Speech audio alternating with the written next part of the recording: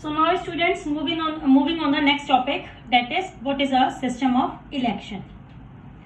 Beta, first of all I will talk about how electoral competition is actually healthy for us, because it basically sources any political party and any representative to actually work. Otherwise opposition वाले हैं ना, वो दूसरी side पर वो बहुत ज़्यादा criticise करने में कोई कसर नहीं छोड़ते, किसी तरीके का कोई लेवल नहीं छोड़ेंगे. Basically they will criticize you for your work. So in that way the competition is always healthy, but whenever it turns out to be slightly in bad or unhealthy, so वो जो opposition वाले हैं ना, वो जीतने के लिए कुछ भी करेंगे, वो आपको जीने ही नहीं देंगे. So now let's talk about our election says. हमारे इंडिया में किस तरह से इलेक्शंस होते हैं. सो इसमें बेटा हम सबसे पहले मैं आपको बताती हूँ कि हम इलेक्टरल कॉन्स्टिट्यूएंसीज के बारे में पढ़ेंगे. जैसे पहले आपको कुछ मैं बेसिक नॉलेज देती हूँ कि हमारे यहाँ पर दो तरीके से इलेक्शंस होते हैं, लोकसभा के, विधानसभा के. लोकसभा के इलेक्शन वो इलेक्शन होते हैं जो हमारी कंट्री के सेंट्रल लेवल पर हो जाते हैं, जिसमें हम प्राइम मिनिस्टर को चूज करते हैं. विधानसभा के इलेक्शन वो इलेक्शन होते हैं जो स्टेट के लिए होते हैं, जिसमें हम चीफ मिनिस्टर को चूज करते हैं. ओके, सो विधानसभा के इलेक्शन बेटा डिफरेंट टाइम पर भी होते हैं. कुछ स्टेट्स में एक टाइम पर हो रहे हैं, कुछ में अलग टाइम पर हो रहे हैं. बट लोकसभा के इलेक्शन एक ही दिन पर, या फिर हम कह सकते हैं कि अलग अलग दिन में, लेकिन एक साथ, मतलब एक ही महीने में वो सारे इलेक्शंस हो जाते हैं. प्रैक्टिकली पॉसिबल नहीं है बेटा कि पूरे देश में एक साथ इलेक्शन हो. तो कंट्री के कुछ पार्ट्स में आज हो जाएंगे और कुछ पार्ट्स में with in a few days elections हो जाते हैं. बेसिकली जनरल इलेक्शन का तो सबको पता ही होगा कि हर 5 साल में होते हैं, लोकसभा के लिए और स्टेट कॉन्स्टिट्यूएंसीज के विधानसभा के लिए.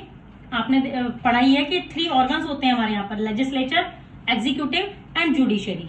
तो लोकसभा और Rajya Sabha are usually the legislature that makes a laws for our country, and Vidhan Sabha on the state level. All these elections, Lok Sabha and Vidhan Sabha held in all constituencies usually after 5 years.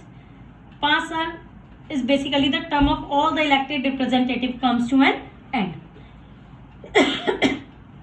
Clear? So elections held in all constituencies at the same time, entire on the same day or within a few days is called general election. It means general election वो election होता है जो कि हर constituency में same time पर, same day पर या फिर within a few days में इलेक्ट किए जाते हैं. Clear students? सो जनरल इलेक्शन तो ये हो गया. नेक्स्ट होता है हमारा बाय इलेक्शन. कभी कभी क्या होता है बेटा, किसी कॉन्स्टिट्यूएंसी में हमारे को अपनी वैकेंसी को फिल करना होता है due to death of any representative or resign of a member. So उस टाइम पर हमारे को उस वैकेंसी को फिल करने के लिए हमारे को उस पर्टिकुलर एक कॉन्स्टिट्यूएंसी की वैकेंसी फिल करनी है, तो उस जगह पर ही पर्टिकुलर इलेक्शन किए जाते हैं, पर्टिकुलर एरिया में basically. So this is called a by-election. So sometimes elections are held only for one constituency to fill the vacancy caused by death or resignation of a member. That is called a by-election. Clear? So beta, one more thing I want to tell you here. In USA बेटा president सिर्फ 2 बार ही बन सकते हैं. Any president can be elected chosen only for twice. Any president. But in our country, India, it can be elected a number of times. कितनी भी बारी elect हो सकता है वो candidate. So the first kind of election is general election and the second kind of election is by-election. Clear? So now move on to the next topic or next heading, that is electoral constituencies. Electoral constituencies means India is divided into different areas for the purpose of election. बेटा election के purpose के लिए ही हमारी India अलग अलग areas में क्या करी गई है, डिवाइड करी गई है अलग अलग एरियाज में. So these areas are called the electoral constituencies. तो जो बेटा पर्टिकुलर वोटर्स होते हैं उस एरिया के, वो हमारे यहाँ पर रिप्रेजेंटेटिव को चूज करते हैं. इट मीन्स हमारे यहाँ पर अगर मान लीजिए क्या हमारे यहाँ पर 543 कॉन्स्टिट्यूएंसीज हैं, तो 543 लीडर्स निकल कर आएंगे.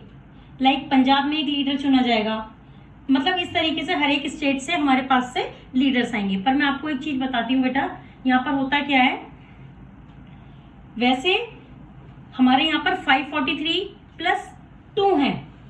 2 मीन्स हमारे यहाँ पर 2 एंग्लो इंडियंस के भी होते हैं सीट्स कॉन्स्टिट्यूएंसीज की, जो ब्रिटिशर्स के वंशज रह गए हैं इंडिया में, तो उनको भी रिप्रेजेंटेशन मिल सके, इसलिए हमारे यहाँ पर ये +2 भी करा गया है। इसलिए प्रेसिडेंट के पास ये भी पावर्स होती हैं कि वो 2 सीट पर एंग्लो इंडियंस को अपॉइंट कर सके। So last in general point of view मैं आपको बताऊंगी कि we are not directly voting to the PM prime minister, we are voting to his party. ये पॉपुलेशन डिपेंड करती है, जितनी ज्यादा पॉपुलेशन होगी उतनी ज्यादा कॉन्स्टिट्यूएंसीज बनाई जाएंगी। जैसे कि आप लद्दाख में जनरल देख लीजिए, पॉपुलेशन बहुत कम है तो वहां पे कॉन्स्टिट्यूएंसीज भी कम है। यूपी में पॉपुलेशन बहुत ज्यादा है तो वहां पर पॉपुलेशन उसी तरीके से करी गई है, उसी तरीके से वहां पर पॉपुलेशन को देखते हुए कॉन्स्टिट्यूएंसीज बनाई गई है। क्योंकि आप पॉपुलेशन को तो कंट्रोल नहीं कर सकते ना ही आप इस तरीके से मैनेज कर सकते हैं, तो उसी हिसाब से कॉन्स्टिट्यूएंसीज वेरी करती हैं। इसीलिए यूपी में ज्यादा रहेंगी as comparison to Jammu and Kashmir, Ladakh. और अगर देखा जाए तो सिक्किम और गोवा के लिए तो एक एक ही कॉन्स्टिट्यूएंसीज मिलती है, क्योंकि वहां का जो एरिया है वो बहुत छोटा है। लेकिन MP, राजस्थान, महाराष्ट्र, यूपी, जितने ज्यादा आप इसमें जितने बड़ा एरिया होता चलाएगा उतने ज्यादा यहाँ से कॉन्स्टिट्यूएंसीज बनती रहेंगी। कॉन्स्टिट्यूएंसीज बनती रहेंगी का मतलब है उतने ज्यादा यहाँ से MP निकल कर आएंगे। Clear? So for Lok Sabha election India is divided into 543 constituencies. The representatives elect from each constituency is called a member of parliament. अब सपोज मान के चलिए एक यूपी का अगर मैं एक एग्जांपल लेती हूँ तो वहां पर जितनी भी कॉन्स्टिट्यूएंसीज है वहां से उतने ही MP निकल कर आएंगे, क्योंकि हर कॉन्स्टिट्यूएंसी से एक रिप्रेजेंटेटिव निकलता है। क्लियर? तो हमारे यहाँ पर कितनी रिप्रेजेंटेटिव्स निकल कर आए? 543, क्योंकि 543 कॉन्स्टिट्यूएंसीज है हमारे यहाँ पर। Clear? Same as similarly in the case of states, यहाँ से जो हमारे लीडर निकल कर आए थे वो इलेक्ट होते हैं as a MP। And same as in the case of state, each state is divided into specific number of assembly constituencies. यहाँ पर भी हमारी कुछ specific number of assemblies constituencies होती हैं, और जो यहाँ से रिप्रेजेंटेटिव इलेक्ट होकर निकलता है वो होता है MLA, Member of Legislative Assembly. Each parliamentary constituencies has within its several constituencies. इसमें भी हमारी आगे सब डिवाइडेड हो जाती हैं वो आगे. It depends upon the areas. Now the same principle applies for the panchayat and municipal elections. Panchayat और म्युनिसिपल इलेक्शन के लिए भी हमारा सेम प्रिंसिपल अप्लाई करता है, जैसे कि हर विलेज और टाउन ये हमारी अलग अलग सेवरल वार्ड्स में डिवाइड हो जाती है, अलग अलग कॉन्स्टिट्यूएंसीज में। Each ward elect 1 member of the village. Her ward से एक मेंबर खड़ा होता है, विलेज से और अर्बन लोकल बॉडीज से। Clear student? So now that's all for today. Thank you so much. Have a nice day and pleasant day. Okay.